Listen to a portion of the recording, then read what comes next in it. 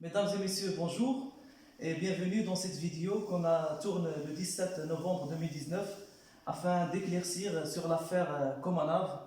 J'ai avec moi commandant Cheddi Slimane, que je souhaite toujours nommer le doyen des commandants, et commandant Amlah Hassan, qui a navigué un peu partout dans le monde. Commandant, salam alaikum wa marhaba bikoum ma'ana. C'est un honneur pour moi de donner cet éclairage sur Komanav Ferry, mais aussi Komarit. À commencer par une première question, je souhaiterais savoir, commandant Cheddi, quand est-ce que vous avez intégré Komanav? Non, c'était en 1971. Donc, j'ai 40 ans de métier avec la Comana et j'ai jamais navigué avec une autre compagnie, ce n'est qu'avec la Comana. Et j'ai 33 ans de commandement. D'accord. Donc, j'ai commandé tous les bateaux, c'est-à-dire tous les bateaux de commerce, les bateaux de passagers. Et voilà, donc. Ça marche. Et vous, commandant Amla Hassan, pouvez-vous nous dire votre expérience? Vous avez commencé quand à naviguer? مساء الخير اهلا وسهلا ومرحبا. On a tout l'honneur d'être présent avec vous. Donc, je suis le commandant Amla Hassan, capitaine de la marine marchande, que j'ai commencé avec la Comana en 1980. Donc, j'ai passé comme commandant en 1988. En tout et pour tout, j'ai 39 ans de navigation. Et avec la Comana, j'ai 30 ans de navigation. Je dis Comana, c'est-à-dire juste après le départ de la Comana. Mais avec Comana et Comana Ferry, j'ai 36 ans de navigation, dont presque 28 ans de commandement. D'accord. Et le reste de ma vie professionnelle, je l'ai passé à IPL, aux îles Maurice, jusqu'à 2017, l'âge de ma retraite. Je suis retraité pour l'instant. Ça marche. Je suis honoré d'être avec deux éminents commandants dans cette vidéo où j'étais dans le temps avec pilotin, puis élève, mais aussi lieutenant. Actuellement, malheureusement, avec le déclin de Komanav, tout un chacun a trouvé une issue ailleurs. Actuellement, en tant que secrétaire général du bureau syndical sous l'Union démocratique des syndicats au Maroc, je souhaite vous poser plusieurs questions. Et la toute première, donc avec tant d'années d'expérience, 30 ans, je me rappelle de 33 ans de commandement sur les navires, et avec vous aussi commandant 30 ans de commandement sur les navires également, et vous vous êtes vu avec un licenciement abusif et aucune indemnité à ce jour. Est-ce que c'est vrai? Exactement. Malheureusement, c'est dommage de terminer la carrière dans une situation pareille, mais c'est la réalité. On a passé toute notre jeunesse avec la Comana. On a vécu bien sûr des belles périodes, mais pas mal de périodes qui sont un peu difficiles.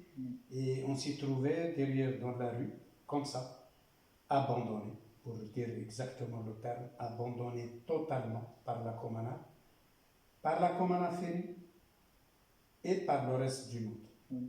De même pour vous, commandant Cheddi Slimane, donc vous confirmez qu'à ce jour, novembre 2019, vous n'avez perçu aucune indemnité de la part de Komanav. Ah oui, mais c'est sûr, aucune indemnité, sinon nous étions vraiment massacrés. Et j'aimerais ajouter que ce massacre-là, nous avons des amis, des marins et tout ça, qui ont vendu leurs biens, qui ont qui sont quittés ce monde à cause de ce massacre. Mais malheureusement c'est comme ça. Et c'est comme ça et ce n'est pas comme ça. On est dans un pays quand même de droit. Exact. Donc, on va voir la suite pour expliquer tout ça, Inch'Allah. Donc, Allahumma hada illa munkar, min khairat الضباط ومن خيرة قائدي السفن في الملاحة التجارية ويتم طردهم طردا تعسفيا بهذا الشكل. الله أكبر اللهم هذا إلا منكر. Permettez-moi, commandant, de revenir un peu sur l'histoire de Comana. On sait très bien que c'est l'image de la marine marchande marocaine qui a été privatisée en 2007. Mais tout de suite après, en 2008, on a vu qu'elle a été, et qu'il y a une scission en deux. On parle de Comana Ferry et Comana Cargo. Est-ce que vous étiez d'accord sur cette scission en deux? Est-ce que vous avez présenté votre accord? Non, Non. pas question. Pas une seule personne qui a donné son accord pour la division de la Comana en deux parties. D'ailleurs, la privatisation, ça a été passé en 2007-2008 entre Comana et CNA-CGM. D'accord. Donc, certainement qu'il y a un cahier de charge entre Comana et CNA-CGM qui n'a jamais fait surface. D'ailleurs, on l'a demandé par tous les moyens. Oui. On n'a pas arrivé à aboutir à ce résultat utile. D'accord. Ça d'une part. Après, il y avait séparation. C'est une décision unilatérale de la CNA-CGM. À la fin, on a compris pourquoi il a été séparé. Pour deux raisons. Pour décliner la responsabilité sur ce qu'on appelle le secteur passager. Hein. CNA-CGM, ce n'était pas son activité d'origine. Et deuxièmement, pour faire liquider 60% du personnel commun, d'une façon presque, je ne peux pas dire légale, mais d'une façon douteuse. Donc cette architecture financière, cette scission, tout ça est une planification préalable Certainement. aboutissant à cette faillite totale. Donc ça a été séparé et la décision de réintégrer avec Comana Ferry, c'était une décision unilatérale de la Comana. Donc j'ai bien eu votre réponse, donc vous n'aviez jamais été d'accord sur cette séparation entre Comana Ferry et Comana Cargo. Mais revenons à l'histoire et parlez-nous de votre affectation. Donc après la séparation entre Comana Ferry et Comana, où vous êtes affecté? Moi, j'étais sur commandant à bord de Mansour. J'ai débarqué exactement le mois 12 2008. D'accord. J'ai débarqué normalement, on faisait une semaine chaque, on était deux commandants. Oui. Donc j'ai débarqué, après 10 jours, après une semaine, j'ai reçu un email de la Comana, direction de l'armement Comana, qui me dit il faut prolonger le congé jusqu'à nouvel ordre. Donc l'histoire a commencé comme ça, avec une prolongation de congé. Oui. Et dans cette période de congé que j'ai reçu ce qu'on appelle la lettre de réintégration avec Comana Ferry. D'accord. Pendant cette période, moi personnellement, j'ai présenté ma demande de départ volontaire qui était en cours. Ça a été refusé catégoriquement par la Comana. Dans le temps. En disant que la Comana a besoin de nous pour les navires. Malheureusement, j'étais abandonné pendant 5 ou 6 mois, chez moi, payé à 100%. Pas de problème. Pendant ces 5 mois, 6 mois de congé forcé, si vous voulez dire, j'ai demandé l'audience au président de la Comana pratiquement 4 ou 5 mois pour lui prier de m'accorder le départ. Ça a été refusé catégoriquement. Donc dans les 5 fois où vous demandez la demande d'audience, il n'y a jamais eu de suite favorable à votre requête? Jamais, pendant 5 mois. Après les 5 mois, oui, j'étais rappelé avec mon commandant Chadli pour rejoindre la Comana Ferry à Tanger. Mais permettez-moi de vous préciser une chose. Nous, on est resté sous pavillon CNA-CGM juste 2 mois. Parce que le mois, on a passé comme personnel Comana Ferry le mois 1 2009. Et le mois 2 ou 3, ça a été vendu, je ne sais pas, passé pour la gestion. Ça, personne ne le connaît. Vous êtes sous drapeau Comana Ferry? Non, Comarit. Alors, on voudrait revenir sur ce sujet de Comarit. Voilà. Donc en recevant la lettre de réaffectation, il est bien précisé que vous êtes réaffecté à Comana Ferry. Mais sous pavillon CNA-CGM. Sous pavillon CNA-CGM, tout bien noté. Mais en vous adressant à Tanger pour reprendre vos fonctions, est-ce que vous étiez sous Comana Ferry ou bien sous Comarit? Sous Comarit. D'accord. C'est après 3 mois. C'est au moins 5 qui nous ont appelés pour moins 5 ou bien 6, moi 6 juin 2009. Ils nous ont appelés à Tanger. Nous, on a pensé qu'ils vont résoudre le problème parce qu'on était On était normalement 4 commandants touchés par l'arnaquage. D'accord. Donc, L'arnaque. donc cette histoire a commencé avec 4 4 commandants commandants. qui se sont vus à terre sans pouvoir embarquer. Exactement. Ils étaient laissés, ce qu'on appelle Abandonnés. à la porte du garage. Oui. Abandonnés.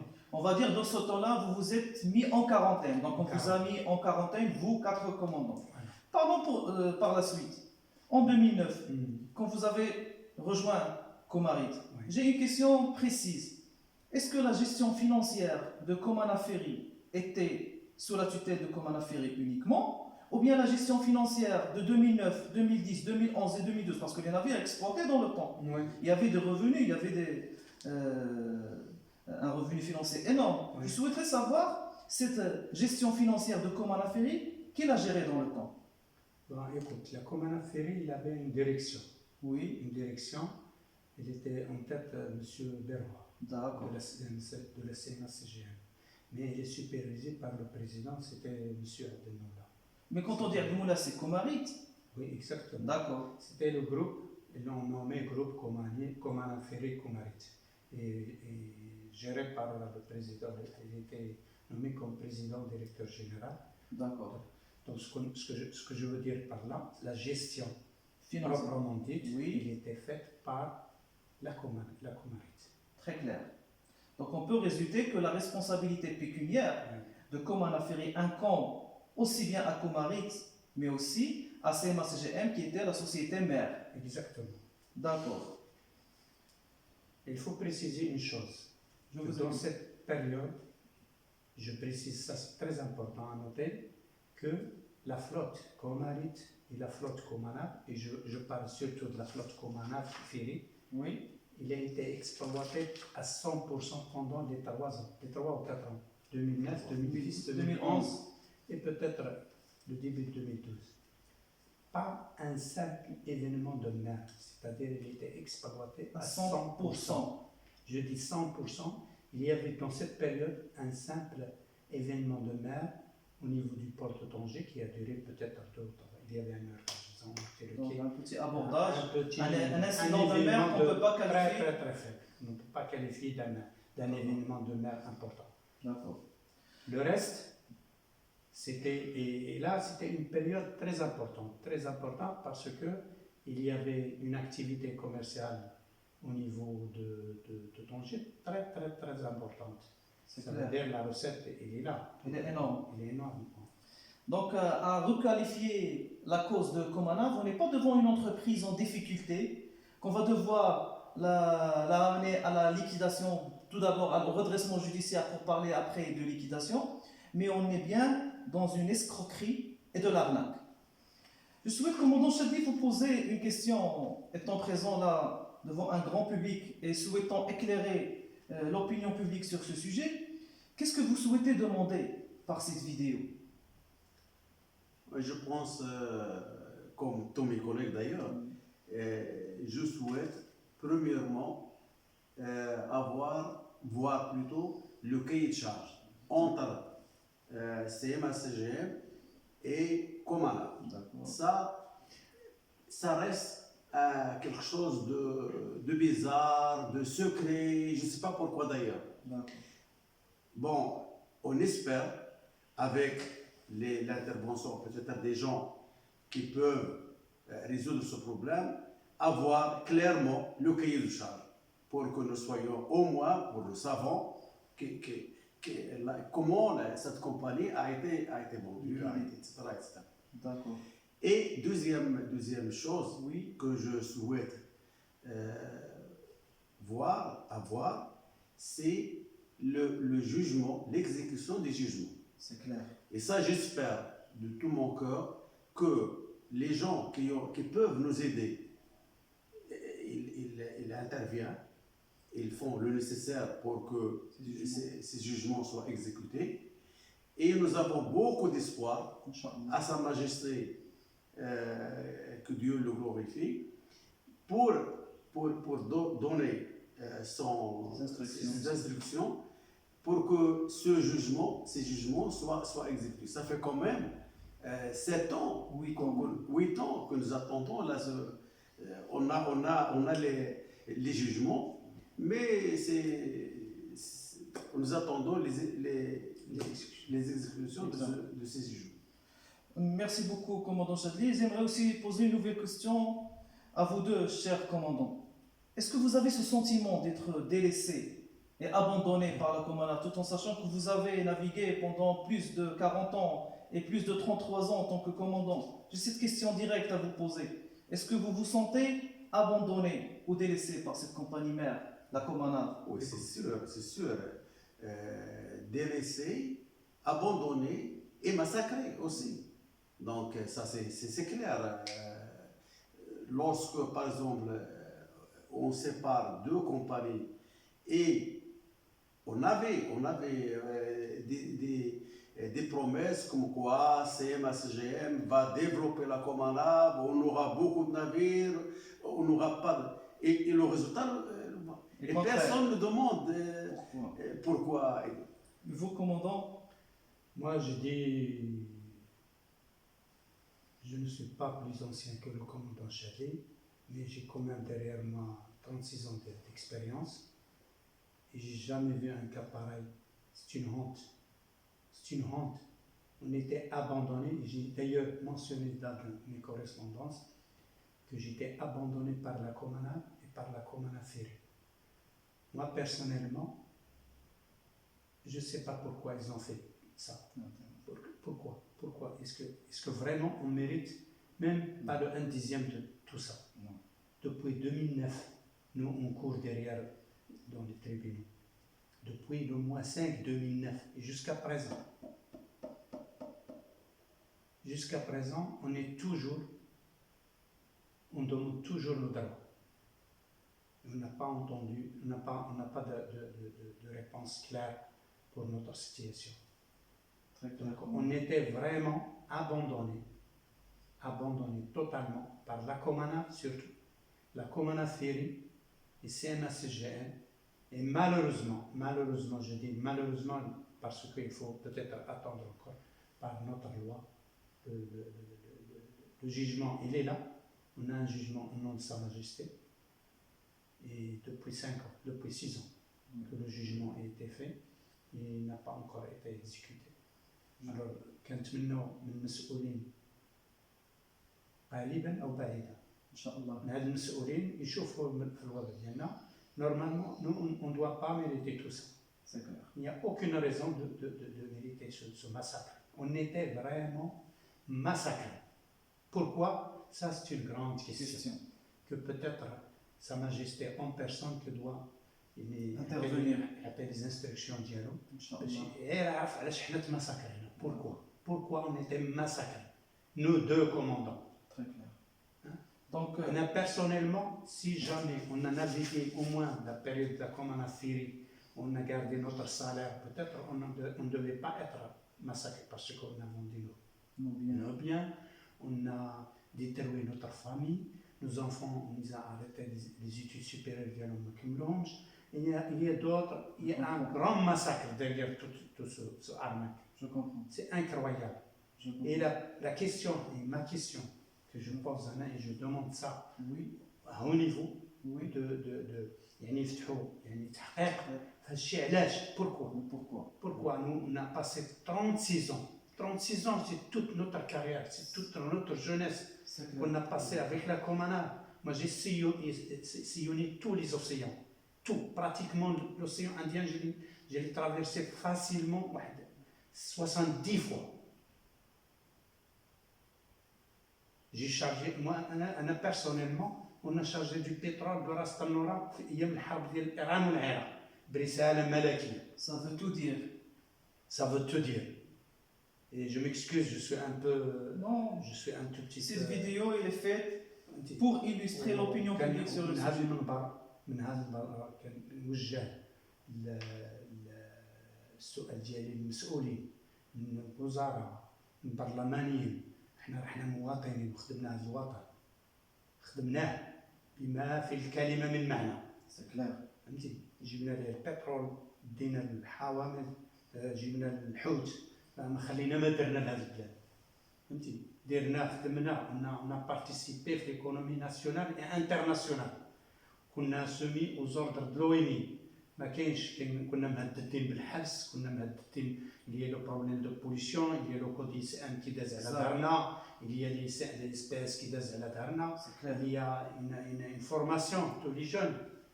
Là on a formé pratiquement les jeunes اللي كدازوا معنا والحمد لله. C'est une école, oui. وفي الاخر Délaissé comme ça. délaissés, abandonnés pour rien. On n'a rien fait. On n'a rien, absolument rien fait. كنا مباركين نزدك قال لك كونجي هو الايميل عندنا قال لك prolonger votre congé jusqu'à nouvel ordre. Jusqu'à présent le congé est prolongé. بغينا نعرفوا هاد المسؤولين هاد الدوله تجيو تحمينا حنا بغينا غير حمايه قانونيه، ما بغيناش شي فافور، بغينا غير حمايه قانونيه. حنا كنا خدامين على كومانا دو جور لوندومان خرجونا للزنقه، لا ديبار فولونتير لا ليسونسيمون ابيزيف عندنا الحكم ديالنا، لا تنفيذ لا حتى حاجه والو ريان. الايكونومي ديال اللي كانت عندنا مشات وبقينا الغالب الله. Et c'est pas normal, c'est pas juste. Rassurez-vous, commandant, rassurez-vous, si la Comanave vous a délaissé, aussi bien vous que l'ensemble des marins qui sont au nombre de 1800 marins délaissés par la Comanave, la société civile et le Royaume du Maroc ne va pas vous laisser. On aura d'autres occasions pour discuter, pour rencontrer dans les vidéos à venir, dans lesquelles on va parler du chiffre d'affaires de Comanave dans le détroit de Gibraltar et ce manque à gagner que le Maroc a perdu en matière de trafic maritime. Encore une fois, merci commandant. Une précision. L'activité commerciale au niveau du détroit de Gibraltar est très importante. C'est clair. Ça, c'est pas moi qui on va revenir sur le sujet. C'est les économistes qui l'ont.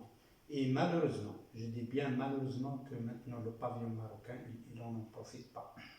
C'est dommage que les pavillons étrangers comme le pavillon espagnol, le pavillon italien, ils en profitent au maximum. C'est dommage, je dis bien c'est dommage parce qu'il y a un budget, une enveloppe budgétaire très importante. Des recettes extraordinaires. Normalement, tout le monde doit il y a des améliorations absorber vraiment. Donc les opportunités d'embauche sont énormes avec toute la crise qu'on voit dans les gens de mer au Maroc. Oui. Votre message est bien clair. Encore une fois, commandant, merci d'avoir accepté mon invitation. Je vous souhaite bon courage et j'ai une conviction que les jugements de Comanave seront exécutés. Inch'Allah.